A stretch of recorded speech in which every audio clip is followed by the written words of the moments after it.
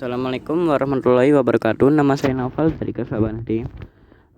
Di sini saya akan mengerjakan tugas IPS materi bab 3C, penguatan ekonomi maritim dan agrikultur di Indonesia.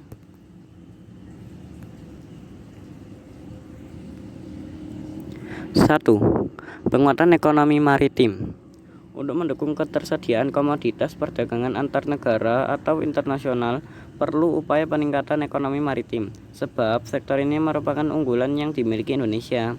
Upaya peningkatan ekonomi maritim yang meliputi potensi maritim Indonesia, hambatan pembangunan ekonomi maritim, dan upaya pembangunan ekonomi maritim Indonesia akan saya paparkan satu persatu dalam uraian berikut.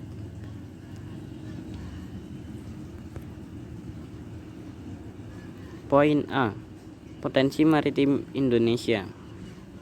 Ekonomi maritim atau maritime economy merupakan kegiatan ekonomi yang mencakup transportasi laut, industri galangan kapal dan perawatannya, pembangunan dan pengoperasian pelabuhan beserta industri dan jasa terkait. Salah satu contoh kekayaan Indonesia di bidang ekonomi maritim bisa dalam bentuk pengembangan rumput laut seperti gambar di samping. Rumput laut merupakan kekayaan sekaligus keindahan bawah laut untuk menarik wisatawan baik asing maupun lokal.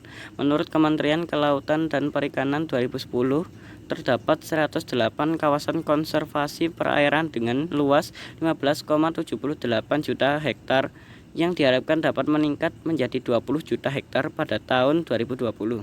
Beberapa daerah memiliki keindahan bawah laut yang sudah sangat mendunia dan menjadi spot menyelam yang wajib dikunjungi para penyelam atau divers, seperti Bunaken, Sulawesi Utara, Raja Ampat, Papua Barat, Labuan Bajo, dan Wakatobi.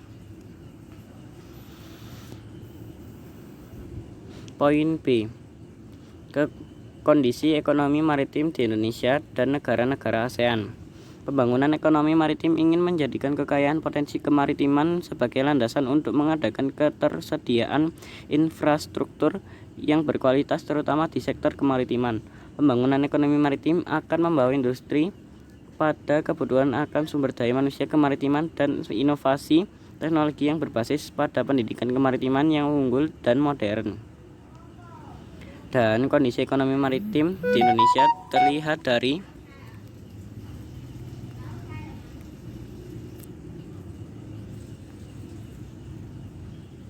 A. Sektor pelayaran. Industri pelayaran nasional saat ini dalam kondisi belum begitu baik ditinjau dari segi daya saing. Pangsa muatan armada kapal nasional masih tergolong rendah. Pelayaran masih belum efisien dan belum produktif. Daya saing sumber daya manusia di sektor pelayaran masih relatif rendah. Salah satu bentuk perkembangan di sektor pelayaran terlihat pada gambar di samping.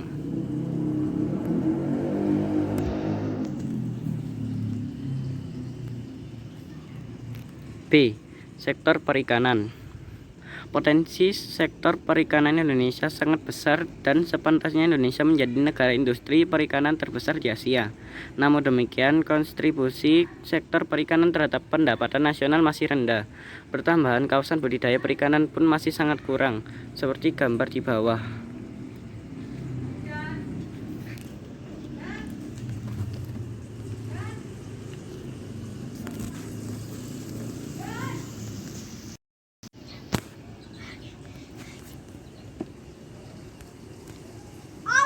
C. Sektor pariwisata bahari.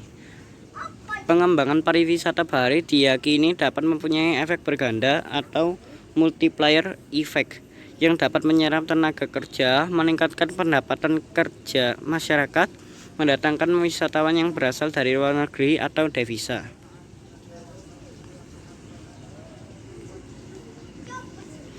Poin C. Strategi dan kebijakan pengembangan ekonomi maritim di Indonesia. Pengembangan ekonomi maritim perlu ditingkatkan dengan harapan dapat mendorong pertumbuhan ekonomi dan peningkatan kesejahteraan rakyat di Indonesia. Pengembangan ekonomi maritim sangat diperlukan mengingat besarnya potensi ekonomi maritim yang negara kita miliki. 2. Penguatan agrikultur di Indonesia. Agrikultur merupakan kegiatan pemanfaatan sumber daya hayati yang dilakukan manusia untuk menghasilkan bahan pangan, bahan baku industri, sumber energi, atau untuk mengolah lingkungan hidupnya. Kegiatan pemanfaatan sumber daya hayati yang termasuk dalam agrikultur biasa dipahami orang sebagai budidaya tanaman, bercocok tanam, atau pembesaran hewan ternak.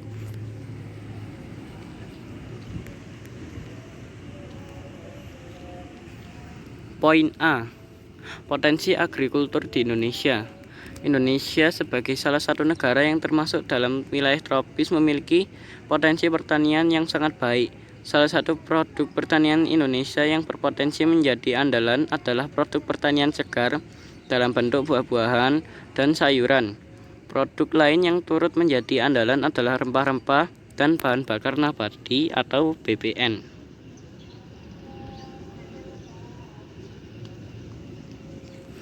Poin B. Peran agrikultur di Indonesia.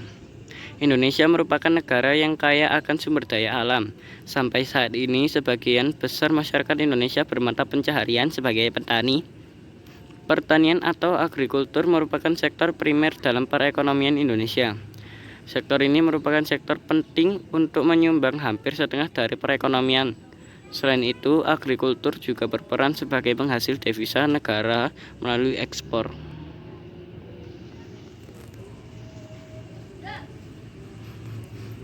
Poin C. Hambatan pengembangan agrikultur di Indonesia. Pengembangan di bidang agrikultur di Indonesia mempunyai beberapa hambatan, antara lain sebagai berikut.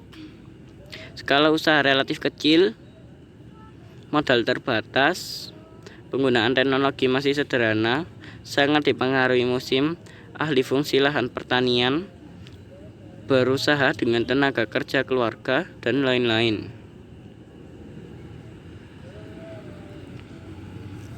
Tiga. Strategi pembangunan agrikultur di Indonesia. Beberapa strategi yang dapat dilakukan pemerintah dalam mengembangkan agrikultur di Indonesia antara lain.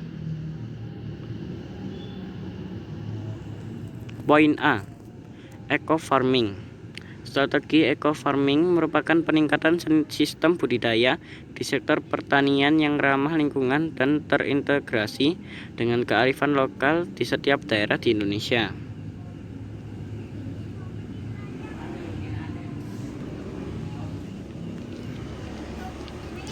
Poin B. Distribusi pupuk secara merata.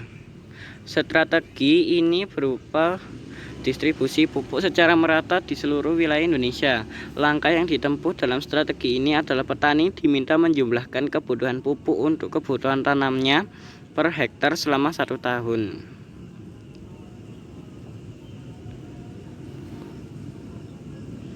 Poin C. Perbaikan irigasi. Pertanian yang berhasil tidak lepas dari baiknya sistem irigasi yang diterapkan. Oleh karena itu, pemerintah mengusahakan keterjaminan dan ketersediaan air untuk pertanian dengan perbaikan atau pengadaan irigasi yang baik. Sudah selesai. Jika tadi ada efek yang mengganggu pembelajaran dan kata-kata yang terbelit-belit, saya mohon maaf. Sekian dan terima kasih. Wassalamualaikum warahmatullahi wabarakatuh.